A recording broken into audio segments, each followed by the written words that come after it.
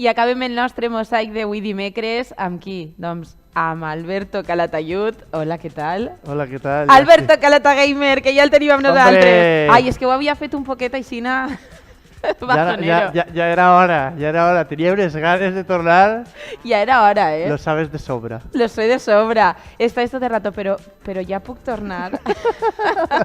¿Cuándo empiezo? ¿Cuándo empiezo? ¿Cuándo vuelvo? La gent super contenta ara mateixa perquè ja està preparant-se los dineros para gastarse-los en los videojocs. Por ¿Qué tal? supuesto. ¿Cómo estás? Estic encantat Radiante. de estar així una temporada més, com sempre.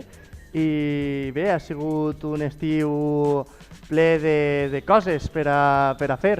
La gent tampoc és que t'hagi trobat molt a faltar perquè t'ha vist en reportatges de TVA. Per això estic dient, O sea que hem tingut estàs de ahí. tot. Hem tingut temps per a jugar i temps per a treballar. Perfecte, jo crec que la vida és això, no? Tindre temps per a jugar, bueno, però sempre en control, ¿eh? No feu com Alberto, que està ahí com 30 hores jugant al dia. Alberto, què tal l'estiu? Què has fet? A què has jugat? Et conte, aquest estiu he estat jugant prou a la consola d'anterior generació de Nintendo, la Wii U. La Wii U, sí. Per què? Doncs mira, van reobrir els servidors que duien en manteniment des de fa un any pràcticament a causa d'un hackeig i doncs els van obrir, entonces hem jugat al Super Mario Maker, a l'Splatoon, al Paper Mario Color Splash, que el tenia pendent des del segon any d'universitat, o sigui, i me l'he acabat ara. I ara estic en Pikmin, que han eixit recentment els remasters dels jocs de la GameCube, així que pense que ha sigut un estiu prou fructífer en aquest aspecte. També ha fet una marató de la saga New Super Mario Bros, perquè ve el nou Mario Wonder. Ha sigut un estiu fructífer, podríem dir, sí. M'ha fet gràcia, espera Alberto, perquè m'ha fet gràcia perquè dius en la universitat, que igual la gent, com el veu molt jove, diu este xic en algun moment estudiarà a la universitat. Fa 3 anys d'això. És graduat en periodisme, Hombre, Alberto. por El que supuesto. passa és que la seva especialitat és videojocs. Vale, ja ho hem dit. I es comencem el programa amb una notícia relacionada amb la Wii U. De fet, Què ha passat? van reobrir els servidors aquest estiu, però ja han anunciat que, clar, com estem aproximant-nos a la Switch 2, que ara parlarem d'això, Sí. ens tanquen els servidors. Tenim una foto, la primera foto del programa, que és el correu que ens ha arribat aquest matí i el comunicat que han fet. Terminación. Aviso de terminación. És una traducció de la pàgina japonesa. Ah, vale. Aleshores està un poc ahí el Google Translator. Però bàsicament que en abril de 2024 Sí. Ja no podrem jugar online des de Wii U ni Nintendo 3DS, així que a aprofitar ara perquè ja no es podrà. Ara que venen vacances... Qui vulgui jugar a l'Splatoon, al Mario Kart o al Mario Maker, ara és el moment. Ara és el moment perquè en abril ja s'ha acabat. Bueno, en abril tenim altres coses que fer que venen festes, ¿vale? Exacte. Ja està, fin. Aquest estiu també hem tingut molts esdeveniments relacionats amb els videojocs i és que també aquest estiu, bueno, concretament pràcticament en setembre hem tingut la Tokyo Game Show i en agost hem tingut la Gamescom. ¿Vale? Així hem vist, així tenim els logos dels dos. Realment són festivals on la gent pot anar a provar els jocs i tal, però sí que és cert que hi ha conferències i anuncis també. Els principals, Little Nightmare 3, Killing Floor 3 i Hotel Barcelona, que és el nou de Suda 51, que és un... Què és Hotel Barcelona? Pues és un joc que no té... És que, a veure, Suda 51, no? Fa uns jocs amb són molt particulars. I quan dic molt particulars és que és molt difícil encasillar-los en aquests gèneres perquè este home fa el que vol. Vull dir, té una capacitat de crear coses que jo vull provar la seva saga de No More Heroes perquè la veritat és que m'han parlat molt bé d'ella. És interessant. I bé, a banda d'això, hem rebut notícies del remake de Persona 3, Vale, jo dic, vinga, va, del parlant de Persona. Dragon Quest Monsters, Inazuma 11 Victory Road, Like a Dragon Infinite Wealth, Alan Wake 2, Assassin's Creed Mirage, Tekken 8, Sonic Superstars i Sonic Frontiers, que aquesta setmana ha rebut una última actualització amb nou contingut que molt interessant, l'expansió de Cyberpunk. També vam tindre a finals d'agost un Super Mario Bros. Wonder Direct on es van anunciar tots els potenciadors que tindrà el joc, les novetats respecte a la saga New Super Mario Bros. En té moltes? D'això parlarem d'ací 2 setmanes, que és el Vale. joc, i parlarem més a fons. Vale.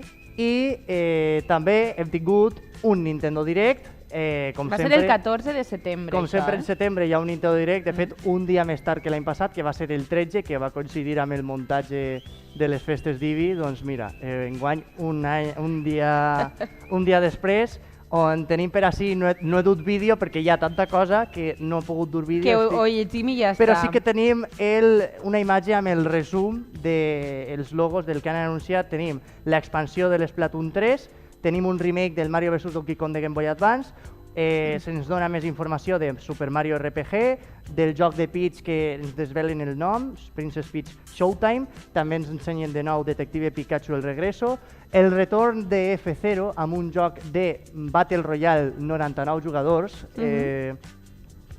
ens donen una ullada a la Wave 6 del DLC de Mario Kart, Luigi's Mansion 2 HD es torna a mostrar, ens anuncien una remasterització de la trilogia original de Tomb Raider de la Play 1, Tindrà èxit, remake de Another Code, un joc de DS i un joc de Wii de puzzles, una aventura gràfica que prou de nicho que retorna, el nou mapa de Among Us i... Encara es juga a l'Among Us? Sí, jo aquest estiu de fet també. Mira, una altra de les coses que he fet ha sigut fer partidetes d'Among Us amb els meus amics, que feia prou de temps que no jugava. Saps que no he jugat mai?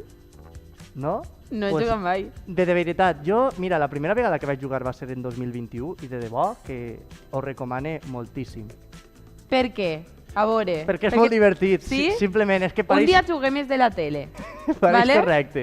Pareix una boberia, però és increïble, de veritat, es passa molt bé. I també et frustres molt quan t'acusen i no eres tu l'impostor. Vale. Bueno, pues quedem, Quedem. I també ens Nando, van anunciar Unicorn Overlord, un nou joc d'Atlus, els creadors de Shin Megami Tensei Persona, que bueno, té ahí eixe component RPG d'allí del Japó. I després Sony també, PlayStation, va fer un State of Play on ens va... També el mateix dia. Sí, el mateix dia, Un de fet. poquito competición. Sí, un al migdia i l'altre per la nit. Detalls de l'Spider-Man 2, Que guai. data de llançament del Final Fantasy VII Rebirth, Ghost Runner 2, el DLC de Tales of Arise, Beyond of the Dawn, el joc d'Avatar, que venim comentant també per així Frontiers Sí. of Pandora, i el DLC de Resident Evil 4 que va eixir la setmana passada, Separate Ways. Què tal? Com ha funcionat? Pues la veritat és que la gent està prou contenta, Sí? vull dir, i a més és un contingut que també venia ja en el joc original, vull dir. Això ha sigut tot el que hem tingut en quant a esdeveniments, la veritat. Presentacions a punta pala. Sí. És que estiu és una època de pocs llançaments i molt d'anunci. Els llançaments venen ara en la campanya nadalenca. Vas a tindre faena, Tindrem faena. Bé, i ara passem a parlar un poquet. A veure, Tu tens una secció de cine. jo tinc una secció de cine Però des de crec fa que- ja molts anys. Crec que no heu parlat d'una de les pel·lícules d'animació... Però perquè jo estava esperant que vingueres tu a destripar-me-la un poquet. Una de les pel·lícules d'animació més importants de l'any, la qual aprofite que aquest estiu, en agost, a finals, es va llançar l'edició física en DVD i Blu-ray per a... Estàs parlant-me de la patrulla canina? No, aquesta pel·lícula no. No, arriba. Estic parlant de la pel·lícula de Super Mario, que de fet ara ens enfocaran... Oh! Bueno, això són Em portes el tràiler i tot? Això són els trailers de la pel·lícula que ja hem vist 1000 vegades. No puc portar-te la pel·lícula. No, evidentment. No, pirateo no, Pirateo Evidentemente. No. Pirateo no. Així sempre es paguen les coses i juguem en hardware original. A gastar-se en les cuques, que jo també pague molts diners de les plataformes, però ho veureu tot, que consta en acta també. Menos Filmin, que espere que algun dia em regale la subscripció. Bé, Super Mario Bros. La pel·lícula és... Jo l'he descrit així. No és la millor pel·lícula animada de l'any, però és la millor adaptació mai abans creada d'un videojoc al cinema. Per què? Doncs perquè, com bé sabem, el cinema i els videojocs tenen diferències. Els videojocs, encara que la trama pot ser un element important, al final l'element principal és la jugabilitat, perquè és això, els videojocs. I al cinema Doncs no, entre altres coses doncs podem parlar dels actors, podem parlar dels efectes especials, però la trama jo crec que al cinema és superimportant, no? Bé, doncs què és el que passa? Que Super Mario Bros. La pel·lícula peca un poquet de tindre una trama un poc coixa. I és un poc el problema de que diguem que com a pel·lícula no podem dir que siga, vamos, el no va más. El no va más. Sí. És una pel·lícula disfrutable, evidentment, és una pel·lícula per a tots els públics, molt disfrutable. És per a amants de Super Mario o s'enfadaran? Això és la cosa, aquesta pel·lícula és per als amants de Super Mario perquè presenta moltes referències, ara parlarem. Primer, conté un poquet de la trama. La trama és bàsicament The Origins, on Mario i Luigi estan obrint una empresa de lampisteria a Brooklyn i bueno, intentant treballar. Una canonada al fons de les clavegueres de Brooklyn els absorbeix fins al regne dels fongs. No recordo ara mateix si el doblatge català diu regne dels fongs, però... Al reino champiñón. Al champiñón, ja està. El cas, Luigi és capturat per Bowser, el rei de los Koopas, que pretén fer-se amb el regne, i Mario aúna forces amb la princesa Peach per a salvar tant el seu germà com el regne. Una premissa que molta gent diu, no, és que la princesa Peach anava a dir-te-ho. L'han empoderada, això tal, perquè els videojocs sempre la capturen. No, a veure, no exactament, perquè sí que és cert que hi ha un joc a Nintendo DS on la princesa Peach és la protagonista i de Crec que ho vam comentar. I de fet salva Super Mario, o sigui, sí, ho vam comentar amb els trailers. I és això, no? Vull dir, és la faceta de Peach que molta gent no coneix, però que no és la típica princesa indefensa i mai ho ha sigut realment. El que passa que, com a molts jocs, sí que és cert que és Bowser el que la seqüestra, entonces veiem aquesta faceta de Peach més empoderada, no? Veiem també una relació entre Mario i Luigi, aquest amor fraternal entre germans que com els dos estarien predispostos a fer el que siga per salvar l'un a l'altre, que és increïble, se te trenca el coret de veure-ho. També veiem un Donkey Kong molt graciós que, bé, jo crec que és... al ser una pel·lícula d'Illumination, crec que Donkey Kong podria ser eixe... No tan... Vull dir, això és una exageració, perquè no arriba a ser els Minions, però sí que és el personatge graciós de la pel·lícula. Clar, anava a dir-te-ho, són els mateixos que van fer els Minions, Gru... Sí, però no arriba d'això. La veritat és que la pel·lícula no agafa, jo que sé, per exemple, xistes de pets, que és una cosa molt estereotipada en les pel·lícules per a xiquets. La veritat és que està molt bé en aquest aspecte. Però el millor de la pel·lícula, sense cap dubte, són les referències. Referències com, per exemple, que veiem per exemple a Kamek disfressat de Princesa Peach, una cosa que veiem a la saga New Super Mario Bros. Un munt de referències als jocs clàssics, més d'una referència per minut. És una barbaritat. Que jo, de fet, fins que no vaig veure en YouTube vídeos que deien recopilació de referències, i jo no... Easter eggs. I mira que vaig anar al cinema a veure-la 4 vegades, Què dius? Jo sol és el dia d'estreno, perquè, clar, recordem que aquesta pel·lícula no la vaig comentar així perquè jo estava per ahí en busca d'experiències i... Però, Alberto, ara et contaràs les experiències. I clar, clar, vam tindre un paronet de 3 mesos i vaig ir la pel·lícula ahir. Pues, pel mateix motiu que no vaig comentar així, tampoc vaig poder anar a veure-la al cine amb els meus amics del poble, mi gozo en un pozo.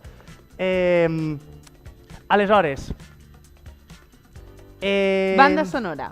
La banda sonora és també un punt clau a l'hora de les referències. Per què? Doncs perquè el compositor, Brian Tyler, és un artista... El bueno de Brian.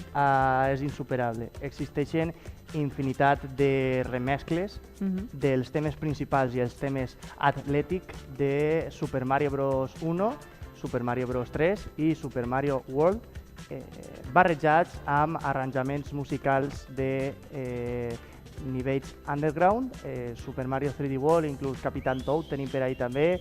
És bestial. Que guai. És bestial com també el tema, bueno, ahí tenim el que he dut avui, que és l'edició metàl·lica limitada, que la tenim així. De la peli. De la peli.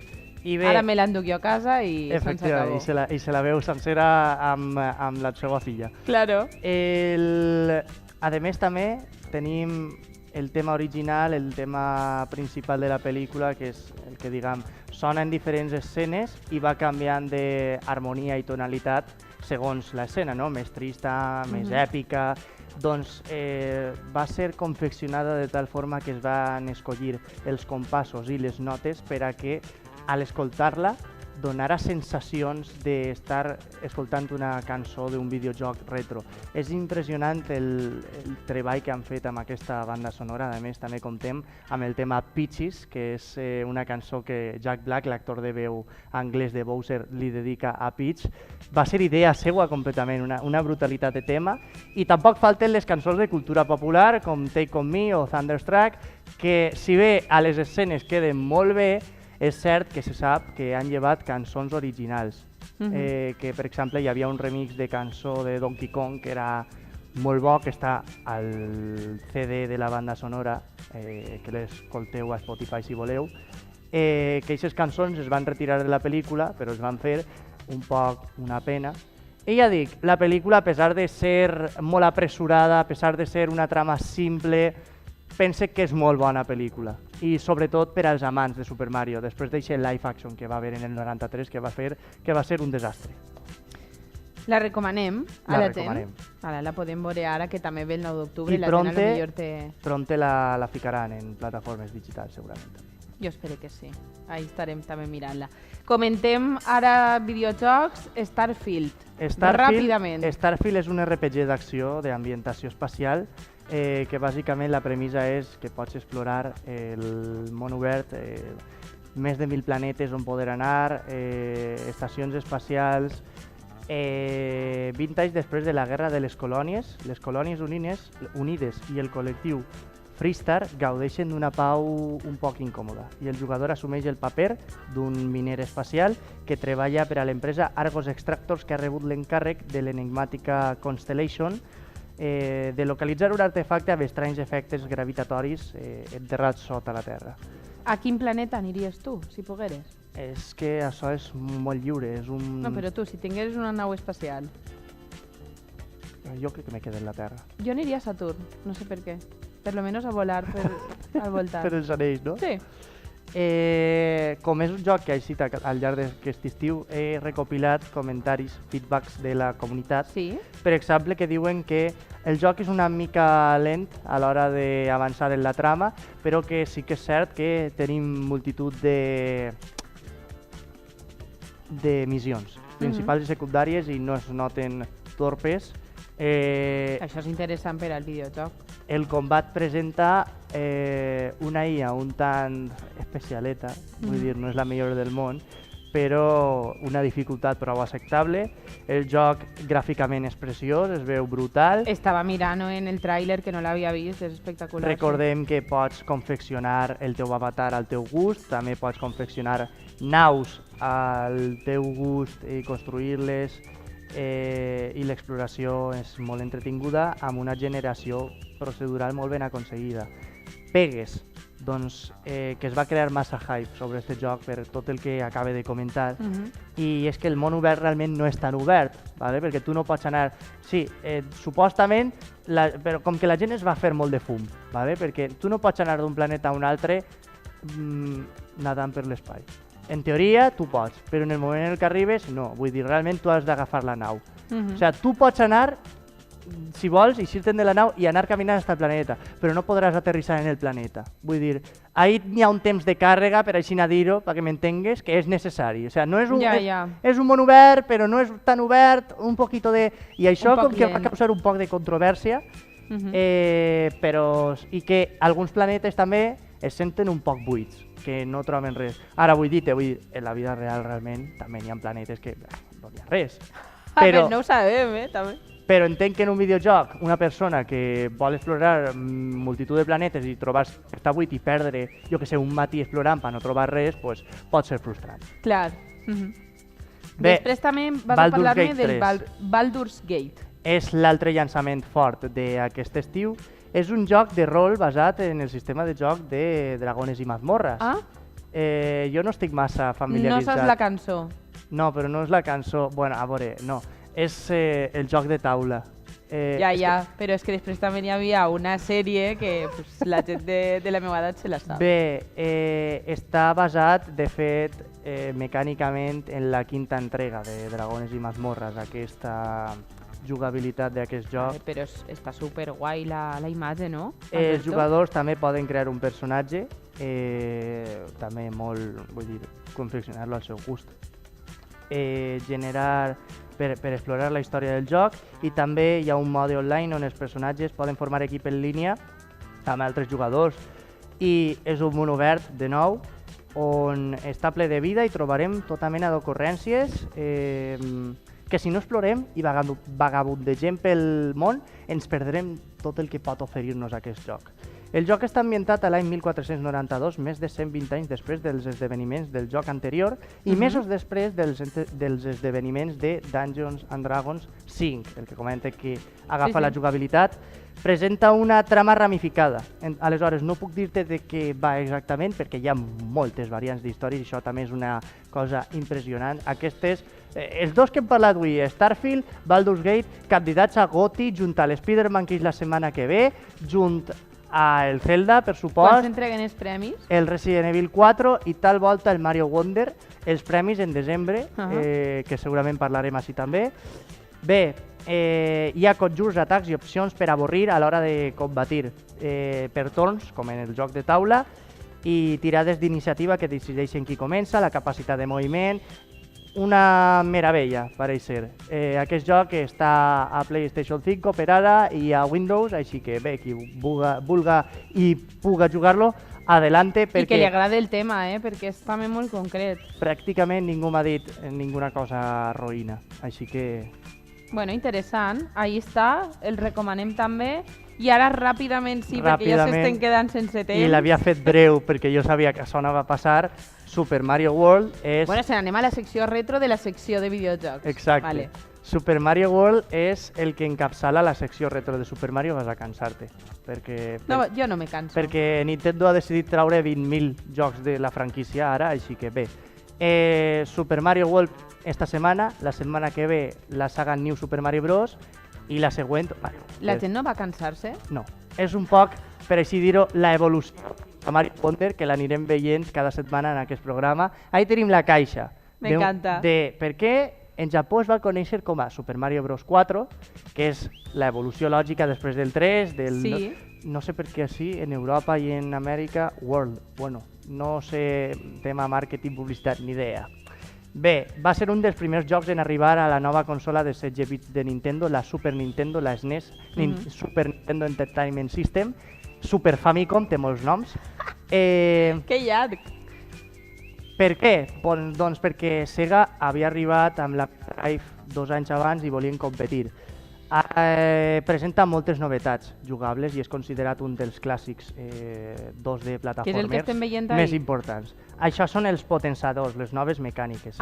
El primer és el spin, el salt rotatori que et permetia realitzar girs en l'aire i sota enemics i a més, si eres gran, podies trencar blocs, com estem veient a la imatge. Al costat tenim la capa. La capa és un element crucial perquè era un element que no simplement per volar tenies que pulsar-la i ja està, tenies que aprofitar les físiques del joc per saber elevar-te i saber... Vull dir, podies volar, però tenia certa dificultat controlar la tècnica, tenies que aprofitar les físiques del joc, de quan caïa la capa per a tornar a flotar, i així hi havia seccions del joc que tenies que passar la capa i era crucial. El Mario Globus està inflat amb aire i bàsicament doncs, pots flotar així. Vull dir, tu anaves pulsant la A i es manejava cap a on mirava. Això tenia les seues seccions un poc d'ahir. Seria complicat. I per últim, jo sí, que va arribar per primera vegada en aquest joc, és l'element central. Ah, sí? És l'element central del joc. Sempre. No, va arribar en aquest joc, segons Miyamoto, el creador de Super Mario. En jocs anteriors, la limitació de la consola anterior no permetia muntures. Així arriba per això. Bé, doncs, jo sí és l'element central pot menjar fruites i enemics, això a canvi de traure ous amb potenciadors, com que de fet també tenim la flor de foc, la superestrela, vull dir, els clàssics també estan així. I el joc transcorre a l'illa de Yoshi. És l'element central, per què? Doncs perquè Bowser, ahí tenim el mapa, de fet, de la illa de Yoshi. Bowser pretén fer-se amb aquest món i nosaltres hem d'ajudar els Yoshis a salvar-se. Tenim els Koopalings que regressen de Super Mario Bros. 3, els fills no canònics de Bowser, no canònics perquè, bueno, abans ho eren i ara ja no, és un poc raro. És un món obert, no és, vale? Veiem ahí que està el món sencer. 96 nivells, 96 eixides, component un poc de buscar eixides secretes per descobrir aquestes xicotetes zones, no? El joc anterior presentava mons separats per temàtiques. El Super Mario Bros. 3 un desert, així, món on està tot. I trobem, de fet, entorns molt característics. Quantes hores de jugabilitat? Perquè dius... Super Mario World a dia d'avui és un joc molt disfrutable, no és sent antic, i la veritat és que és dificultós pel fet de que, bé, antigament els videojocs tenien aquesta dificultat perquè en aquell moment eren així, i jo pense que, perquè jo no l'he jugat, he de ser sincer, i vull fer-ho, jo pense que a mi 15 hores, perquè jo sóc un poquet manco. Nous entorns com el bosc. Si tornem a veure aquesta imatge, pongámosla. Podíem veure, per exemple, la illa de xocolata, el bosc perdut, moltes zones icòniques que estan en aquest joc, el món estrella amb nivells superdifícils que també servia com a warp zone per anar a les altres zones, com a atajos, per així dir-ho. Sí. Adiós. Atajo. Atajo. Vinga, va, primer xiste de la temporada, Alberto. Introduïen les mansions, les cases fantasma, que presentaven aquest element de puzzle de ja no és anar del principi al final del nivell, sinó que hi ha cert puzzle. Això es conserva en els Mario 2D actuals, inclús en els 3D. Van néixer així també la revolució que van suposar també els nivells de cova, els underground, que també són típics en els Mario. Així suposen una revolució per la quantitat de coses que hi ha, i els de castell el mateix. I és que trobem mecàniques com els blocs on-off, que pulsant un bloc s'activen, i això juga un poc en diferents camins, plataformes que es desplacen, els rails. Hi ha moltes coses que s'implementen així, que es queden a la saga. És un joc molt important i molt transcendental, i la veritat és que no sé per què no l'he jugat encara. Bueno, pues júgalo. Alberto, la setmana que ve seguim amb més cosetes? La setmana que ve està pleneta, la que ve també, octubre és un mes que jo no sé com s'han posat d'acord totes les empreses de videojocs en llançar-ho tot en octubre. L'any passat va passar una cosa semblant, però enguany és que és brutal, així que sí, no parem. No parem. La setmana que ve, per cert, recordem que sols tindrem Mosaic dimecres, perquè tenim una setmana complicada. Després també estarem preparant el directe del Trail Solidari, o sigui que dimecres tenim ahir Mosaic de les comarques. Actualitzarem una miqueta totes les coses relacionades amb el món dels videojocs de la mà d'Alberto Calata Gamer. Gràcies per estar amb nosaltres. Jo, com sempre, encantat de vindre així a TVA a compartir aquesta cultura que és meravellosa. Ale, a jugar molt, A jugar molt. A jugar. Nosaltres acabem amb ell el Mosaic de les comarques d'avui i demà tenim més temes a TVA.